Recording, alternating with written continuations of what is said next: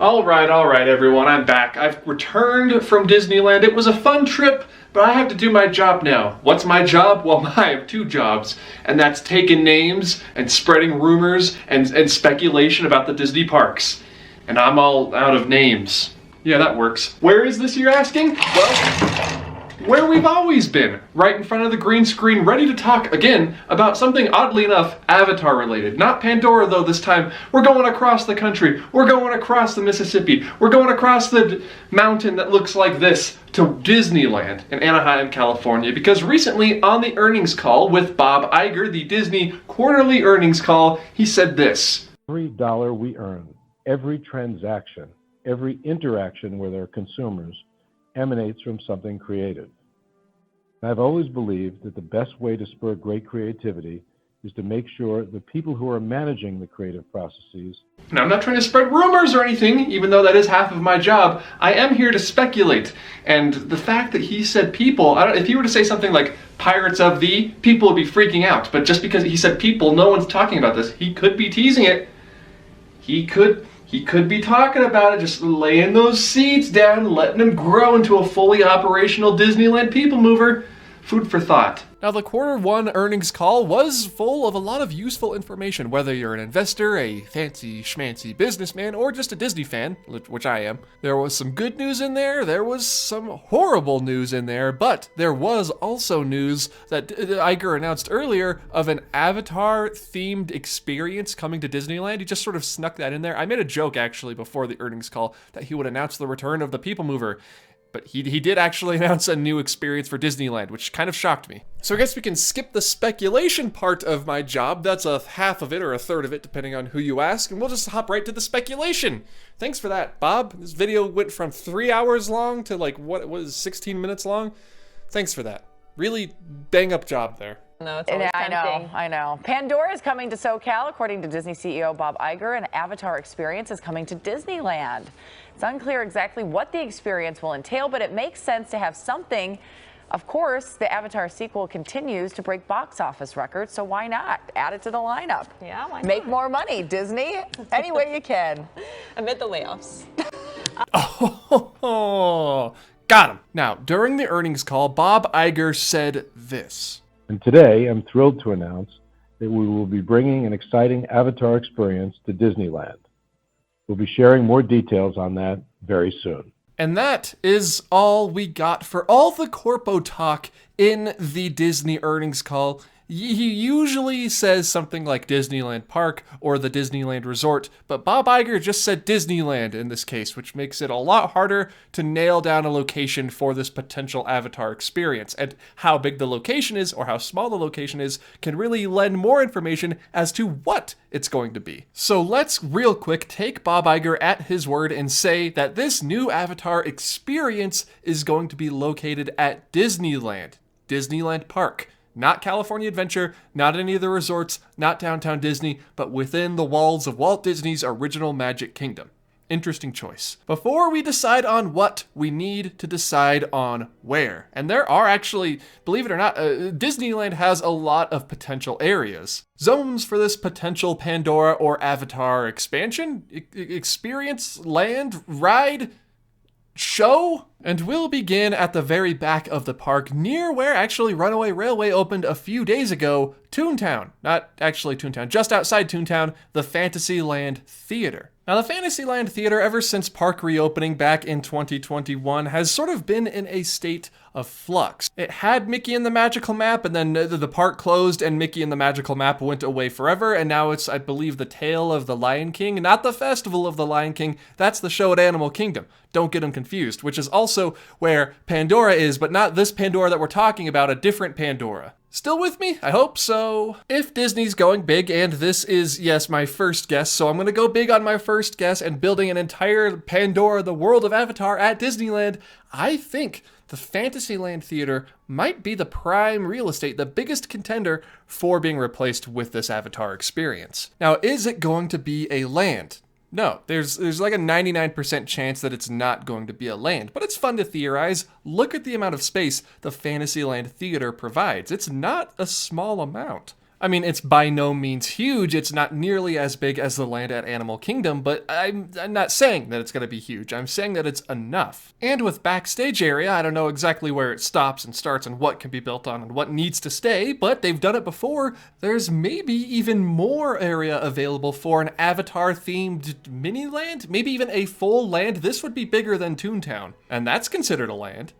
Last time I checked. Now the question is, would this parcel of land be able to fit an attraction? Maybe even two? Probably not two, but maybe one. Maybe Flight of Passage with a slightly smaller show building, or heaven forbid, a shorter version of Na'vi River Journey. You get in the boat, you go around the corner, you see the animatronic, you're out. It's done. It's quick, it's easy, and there's a 95-minute wait. Sorry. Better buy an individual lightning lane for this one, folks. You know, it's all going according to plan. All according to plan. The odds of this happening, though, not likely. I don't think the Avatar experience is going to be a land. And now that I've said that, the Disney's going to make an announcement that yes, an entire themed land for Avatar is coming to Disneyland. But I'd give this a very small possibility.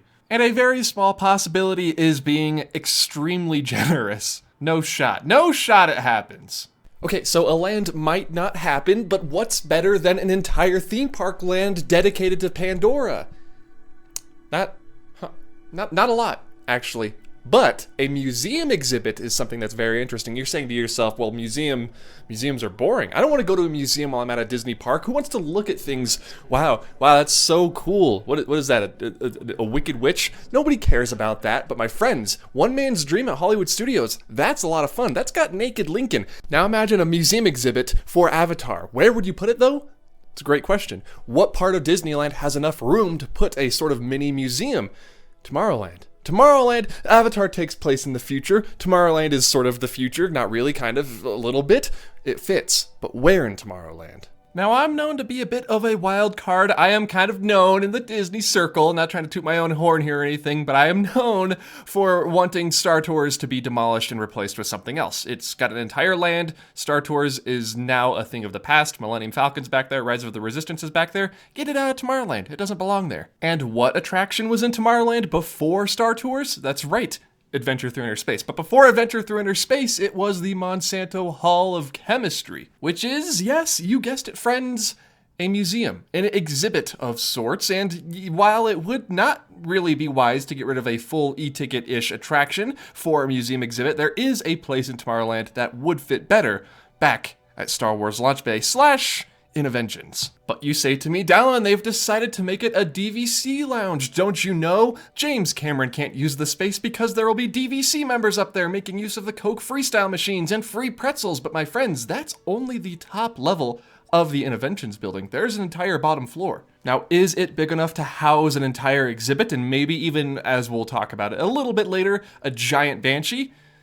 I think so, yeah. Especially considering all of the Star Wars meet and greet areas back there and the main rotunda, there is a decent amount of room. There wouldn't be any character meet and greets because you don't meet any Na'vi in Pandora, and Project EXO isn't really built for the Na'vi body type. It's more for your Hulks or your Yetis. So why not open up the Interventions bottom floor a little bit and use that space to show you sets and props and a giant Banshee from Avatar? It may not be a land, but I feel like it would draw in a good amount of guests to make it worth their while. And fun fact, Victory Hill, the ones behind Avatar the Experience in Singapore, also built the Iron Man tech experience for the Interventions Pavilion at Disneyland. And now we come to Gardens by the Bay and yes, the animatronic Banshee. Now, the Avatar experience at Gardens by the Bay is built, like I said, by the same people who made the Iron Man experience for Interventions, so they have experience working with Disney before, and the experience is scheduled to end the end of June. So that's a couple months away, it's not a lot of time. Gives them time to pack it all up and ship it over to Anaheim if they wanted to. If they really, really wanted to. But the highlight, the crown jewel of this Avatar experience in Singapore is a full-sized animatronic Ikran, or as we call it, me and you, a Banshee. Now looking at this thing, yes, it's extremely impressive and it is huge. Would it be able to fit on just the bottom floor of the Interventions Pavilion? I'm gonna say yes. I mean, I think there's enough room in there. Maybe there's not, but it looks like it could. Now, me saying that and having to think about it, I haven't been in that space for a very long time, but you know, it might not. But do you know where it would fit? Not at Disneyland, but actually over across the Esplanade at Disney California Adventure. Remember when I said Iger just said Disneyland? Not Disneyland Park, not the Disneyland Resort, but just Disneyland, making it really hard for us to figure out where this thing is gonna go? What if it goes at California Adventure? Now, unlike at Disneyland, where something would have to be replaced or taken out to make room for this Avatar experience, DCA has a lot of space to spare. Literally a backlot of space. That entire Hollywood Studios area in the back of the park near Mike and Sully and the Avengers Superstore, they could just rip out the Avengers Superstore. There is absolutely enough room for that animatronic in there, for sure. And Disney, don't worry, if you want to keep the Superstore open, why not, you know, use Stage 12 instead? Back, you know, where Captain Marvel, where that meet and greet was, use it for a Banshee meet and greet instead. You could say hi to the Banshee. It'll yell at you, but you could say hi. Or, you know, screw it. While we're staying back in the Hollywood Studios area of California Adventure, that sounds weird. It's 2 parks in one. Do Avatar the musical at the Hyperion. Get people lining up. Do just a musical rendition of the first Avatar movie. I think I would absolutely line up for that. They got an Avatar-themed Cirque du Soleil show. Why not do a musical? You have a scene where it's like part of your world for a Little Mermaid, except instead of a mermaid dreaming about being a human, it's a human dreaming about being a Na'vi. Like, it writes itself. Disney, call me up. But what if, and here's a possibility, just throwing it out there, what if it's none of these? What if it's something so special, something so unique, something so missed by the Disney community that only Bob Iger, being in charge himself, could bring it back? That's right. Tomorrowland is a good spot for Avatar. Like I said, it takes place in the future. The launch bay is a great place to have it, but there's something that runs through the launch bay, something that is connected to the launch bay that could potentially be Avatar. And it's not just connected to launch bay / Interventions, it's the rest of Tomorrowland. All of Tomorrowland is interconnected by the old tracks of the PeopleMover. And maybe, I'm just putting it out there, you had the PeopleMover through the world of Tron back in the day. What if we moved people not through the grid, but now through Pandora? Well, you thought I was joking with this tweet? No, when in my entire YouTube career of how many years have I ever joked about bringing back the PeopleMover? Every time I say it with pure 100% absolute sincerity. Maybe the PeopleMover through the world of Avatar is just the excuse Bob Iger needs to bring back this attraction. Or maybe they'll just continue to paint the tracks and torture me. One of the two is definitely going to happen. For those of you who don't know, don't worry, we're not going to do a full history here, just giving a quick rundown of what I want to see on the Avatar PeopleMover. It opened in 1967, and later, after the opening, they added the Super Speed Tunnel. 10 years to be precise, in 1977, and the Super Speed Tunnel was located, yes, here we go, full circle, on the top floor of the Interventions building. If you want to know what the Super Speed Tunnel was, it was essentially the star hallway from the Buzz Lightyear ride. It's on both coasts, by the way. If you're not familiar with the Buzz Lightyear ride on the opposite coast, they're essentially the same. A very long hallway with projections moving backwards, making you feel like you're going faster than you actually are. At first, it was race cars, but then when the World of Tron opened, it became a light cycle race, which there's your Tron IP representation. If you want it at Disneyland, you don't even need the coaster. Just bring back the PeopleMover.